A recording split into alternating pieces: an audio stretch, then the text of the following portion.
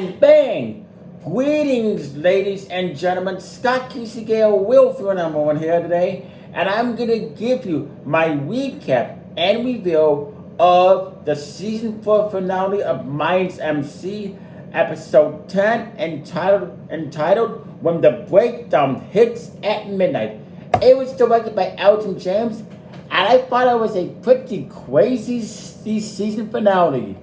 A lot of stuff happened this season finale. It was crazy and it was action packed, and especially that ending. Wow.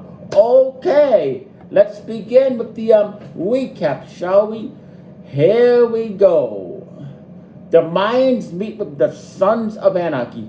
When the breakdown hits at midnight, opens with the Sante Padre Mayans bearing Coco, who was killed by the Sons of Anarchy earlier in the season. Angel, for his part, keeps his distance, likely still ashamed of having slept with Coco's daughter, Letty. After his death, Letty eventually goes off on the Mayans, saying they did not deserve Coco and that she can never forgive them for what happened.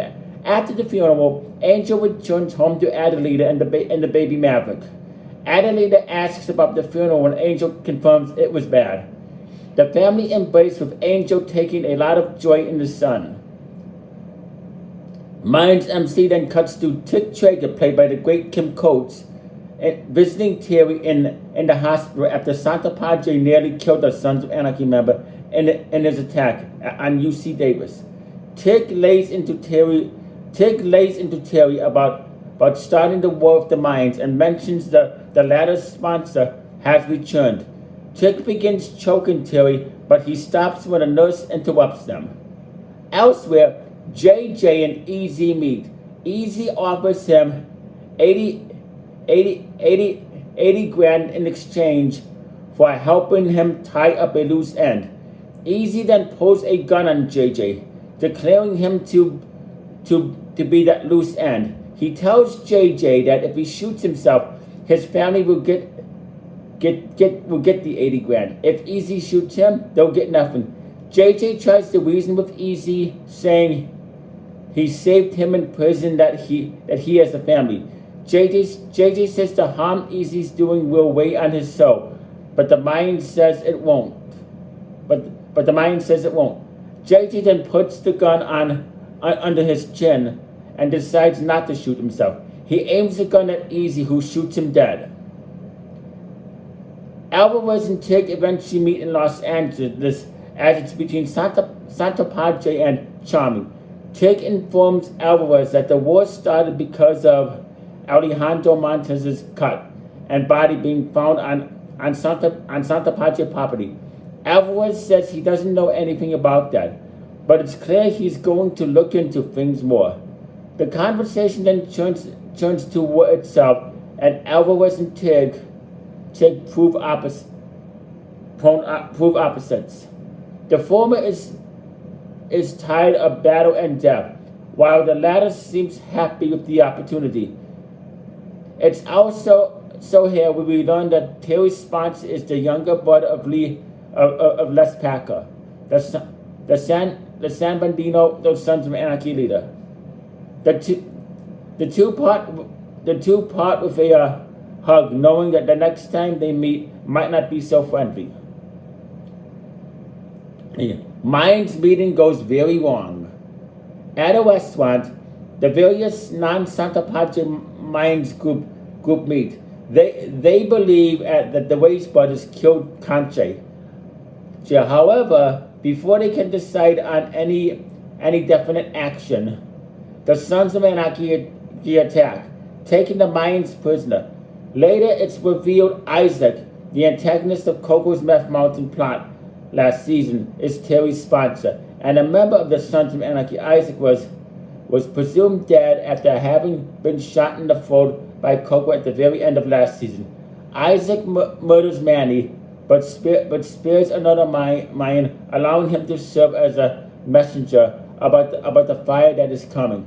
That was a very, very intense scene, and I knew that Manny was indeed going to die, but very intense scene seeing Manny get burned to death alive.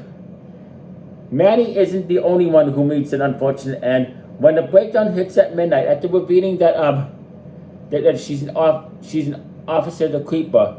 Cody meets her former lover, saying she can protect him. However, she says she says they have more than enough information to take down both Creeper and the Santa Padre. She notes someone at the Santa Padre Club was working with the police at one point, but she doesn't know who. Still, Cody says that if Creeper cooperates, they may be able to still have a relationship in the future. Later, Creeper meets with the police.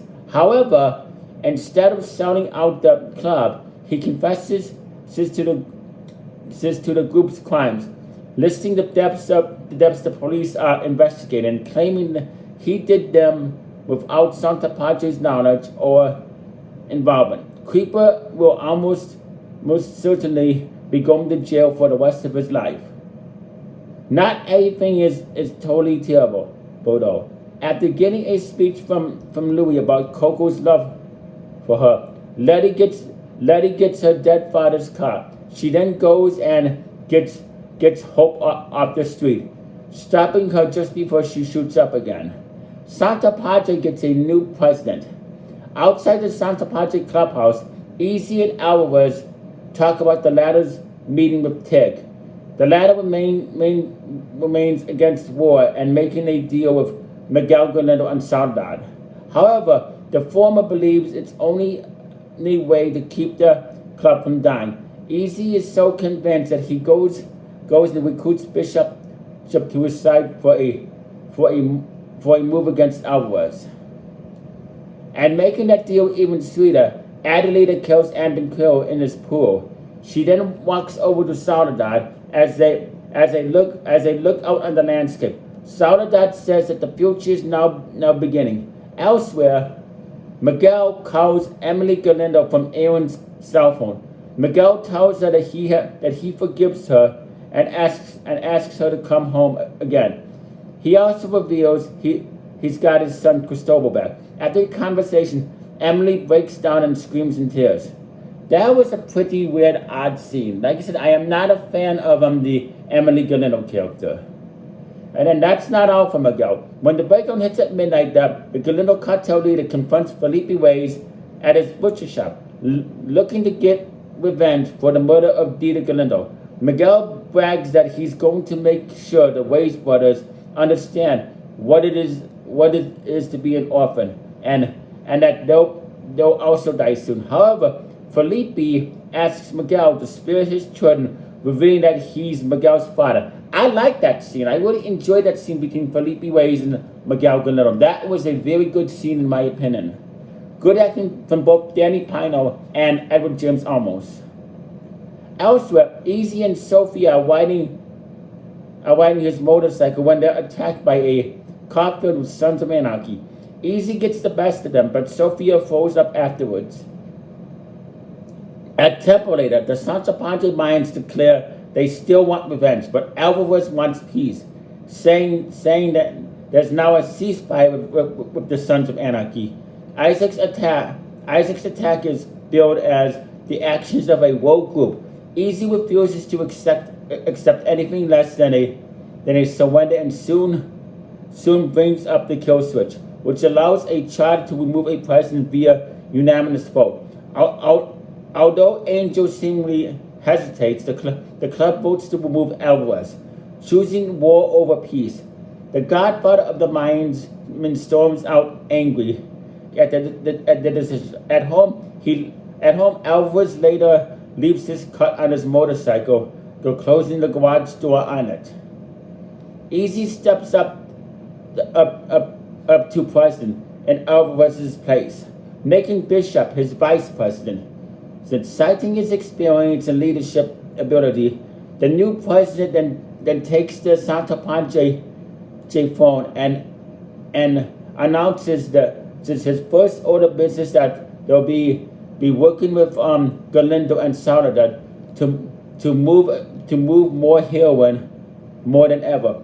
With the money from the operation, they'll soon control California. Afterwards, Angel confronts his brother, questioning his actions and what he's become. Easy, though, tells Angel to walk away if he's not out in, which later Ways understands as a threat.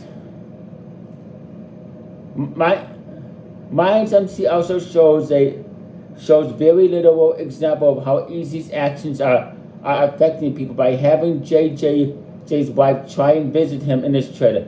She finds Sophia, who claims Easy was with her when he was supposed to be meeting with JJ. It's clear the loss of JJ will ruin his wife's life, but Sophia doesn't seem to care. As the season 4 ends, Mayans MC cuts to Easy in bed with Sophia, looking smug about what he's done. However, while he's in bed, a mystery man in a hood burns out a heroin in Galindo and Soledad's warehouse. As it ends, and I would give the season 4 finale 5 stars, 2 thumbs up, way up from HO+. It was a very, very intense season finale. I really enjoyed it. And it was crazy. I still season 3 is my favorite season because I thought that season 4 as a whole, Mayans MC was kind of slow, but still it was a good season. And I'm guessing it will be renewed for a season 5 because it's most likely to be renewed for a season 5. We did not see Lincoln Potter in this episode, but I'm guessing the favor that he wanted Adelita to do was kill and then kill. I don't know if that was Lincoln Potter's request, because we really never found out what exactly the favor that Lincoln Potter wanted Adelita to do for him. But I'm guessing it was for her to kill and then kill. And I'm guessing that Lincoln Potter has some sort of involvement with Soledad, which we're gonna find out in season 5 if Mayans MC does indeed get renewed for season 5, which is most likely to happen. So it looks like Lincoln Potter will indeed be back for season 5. Hopefully he's in more episodes in season 5. Because in season 3 and 4, Lincoln Potter was only in one episode for season 3 and season 4. And for season 5 he was in 5. For season 1 he was in 5 episodes. In season 2 he was in 6 episodes. But I like Lincoln Potter. He's a great antagonist, and Lincoln Potter and Wayne McKinnon plays Lincoln Potter up to perfection. Also, shout out to the Awkward Comic, the reviewer and collector. Great video, man. Thank you very much. I appreciate that. Yeah. So what's gonna happen in season 5? And see, Easy is definitely headed down a dark path. And I like how Alvarez wanted to make peace. It was good, and what my favorite part of the episode was seeing Tick Traeger, played by Kim Coates. Tick Traeger has always been my favorite character on Sons of Anarchy. So hopefully we see more of Tig in season 5, and hopefully we see more of Lincoln Potter as well. Because we know episode 9 was definitely not the last we've seen of Lincoln Potter. As I said earlier, I was hoping to see Lincoln Potter in the season finale, but apparently the actor, the Wayne McKinnon, wasn't available. But hopefully we see more of Lincoln Potter in season 5, and hopefully we see more of Tick Traeger. I would also like to see Chips back, even though that Tommy Flanagan has stated that he's done playing Chips, but I don't believe that. So hopefully we get this Sons of Anarchy and Mayans MC war settled. But the whole season the whole entire season as a whole, I didn't really think there was that much of a war as the traders gave it out to be. So it was kind of misleading in a way, but still, I thought that season 4 was a good season. Now, was it a great season? I wouldn't say it was a great season. I still say that season 1, 2, and 3 were better, but hopefully season 5 is better than season 4. But there were a lot of great episodes in season 4, and I like the ending. But another question I'm asking is, who was that person in the hood that burned Soledad and Galindo's warehouse? Who was that? So we're definitely gonna find that out in season 5 if it does indeed get renewed. But anyway, thank you for watching. See, comment down below in the comment section. Tell me what you thought about the season 4 finale and what do you think is going to happen in season 5. Survive.